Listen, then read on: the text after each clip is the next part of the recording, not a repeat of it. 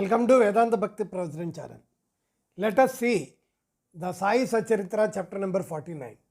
The Vedas and the Puranas cannot sufficiently praise Brahma or Sadguru. Then how can we are ignorant, describe our Sadguru Sri Sai Baba? We think that it is better for us to keep quiet in this matter. In reality, the observance of the vow of silence is the best way of praising the Sadguru, but the good qualities of Sai Baba make us forget our vow of silence and inspire us to open our mouth. Good dishes taste flat if there be no company of friends and relations to partake of the dishes with us. But when they join us, the dishes acquire additional flavor.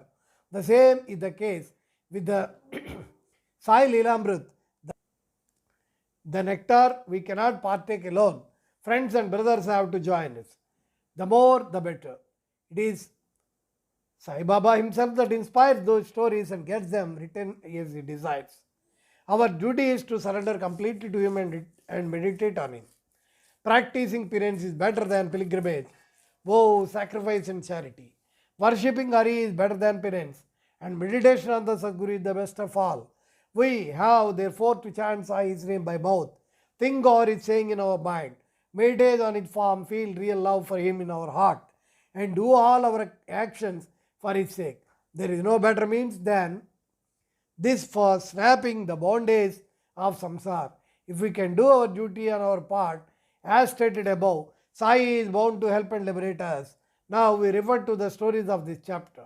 Hari Kanoba, a gentleman of Bombay named Hari Kanoba, heard from his friends and relations many leelas of Baba. He did not believe in them as he was doubting Thomas. He wanted to test Baba himself, so he came to Shirdi with Bombay friends. He wore a lace-bordered turban on his head and a new pair of sandals on his feet. Seeing Baba from distance, he thought that of going to him and prostrating himself before him. He did not know what to do with his new sandals. Still going to some corner outside in the open courtyard, he placed them and there he went to the masjid and took Baba's darshan. He made a reverential bow to Baba, took Udi and Prasad from Baba and returned. When he reached the corner, he found that his sandals had disappeared. He searched for them in vain and returned to his lodging very much dejected. He bathed, offered worship and Naivedya and sat for meals, but all the while he was thinking about nothing but his sandals. After finishing his meals, came out to wash his hands when he saw a Maratha boy come towards him. He had in his hand a stick on the top of which was suspended a pair of new sandals. He said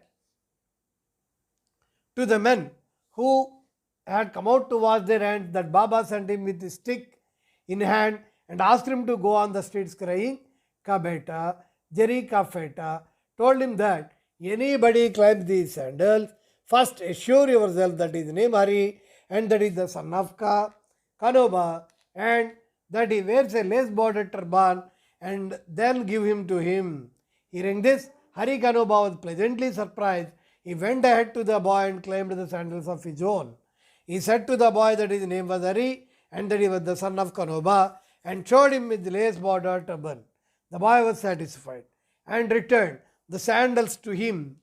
Hari Kanoba wondered in his mind, saying that his lace-bordered turban was visible to all and Baba might have seen it. But how could we know his name Hari and he was son of Kanoba?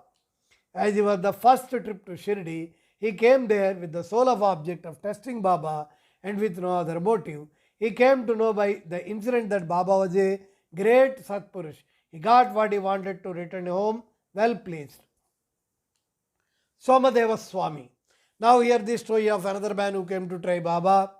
Bhaji, brother of Kaka Sahib Dikshit, was staying at Tagapur. When he had gone to the Himalayas in 1906 AD, he made an acquaintance with one Somadeva Swami of Haridwar. At Uttarakasi down to the Gangotri valley, both took down each other's names in their diaries. 5 years afterwards, Somadeva Swami came to Nagapur and was Bhaji's guest. There he was pleased to hear the Leelas of Baba and a strong desire arose in his mind to go to Shirdi and see him. He got a better of introduction from Bhaji and left to Shirdi. After passing Manmad and Kopargam, he took a tanga and drove to Shirdi. As he came near Shirdi, he saw two high flags floating over the masjid in Shirdi. Generally, we find different ways of behavior, different modes of living and different outward paraphernalia with the different saints. But these outward signs should never be our standings to judge the worth of the saints. But with Somadeva Swami it was different. As soon as he saw the flags flying, he thought, should a saint take a liking for this flag? Does it denote sainthood? It implies the saints hankering after fame. Thinking thus, he wished to cancel his Shirdi trip and said to his fellow travelers that he would go back. They said to him, why did you come so long?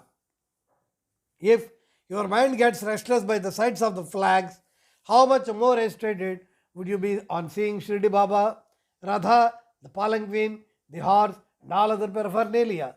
The Swami got more confounded and said, a few sadhus with horses, palanquins, and tom-toms have I seen, and it is better for me to return than see such sadhus.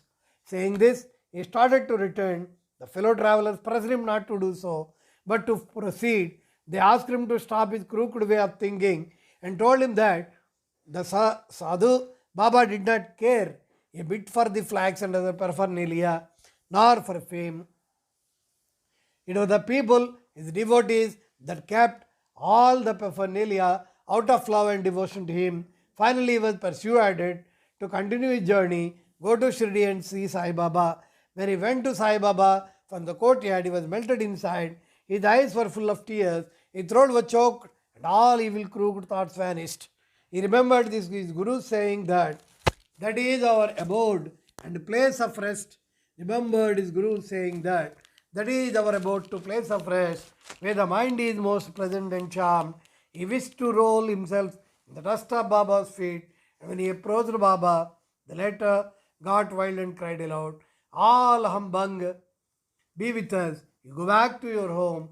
Beware if you come back to this masjid. Why take the darshan of one who flies flag over the masjid? It is the sign of sainthood. Remain here not a moment.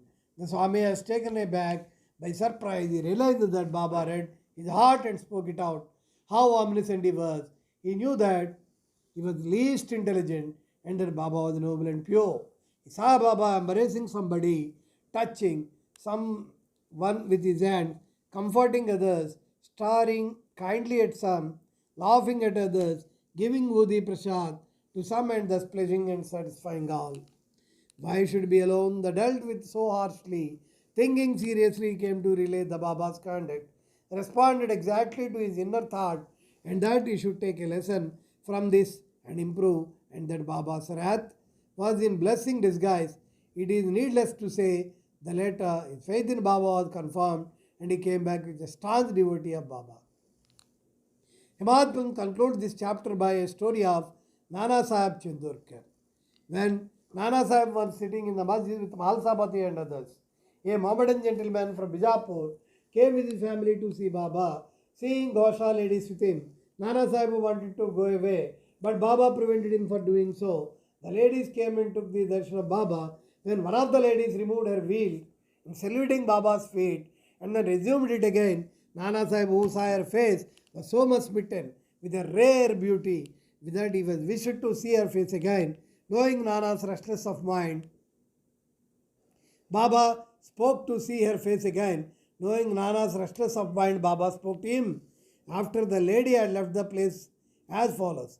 Why are you getting agitated in vain? Let the senses do their allotted work or duty. We should not meddle with their work. God has created the beautiful world, and it is our duty to appreciate its beauty. The mind will get steady and calm slowly and gradually. When the front door is open, why go by the back one? When the heart is pure, there is no difficulty whatsoever. Why should one be afraid if there be an evil thought in us? These eyes may do their work. Why should you feel shy and tottering? Shama was there and he could not follow the meaning of what Baba said.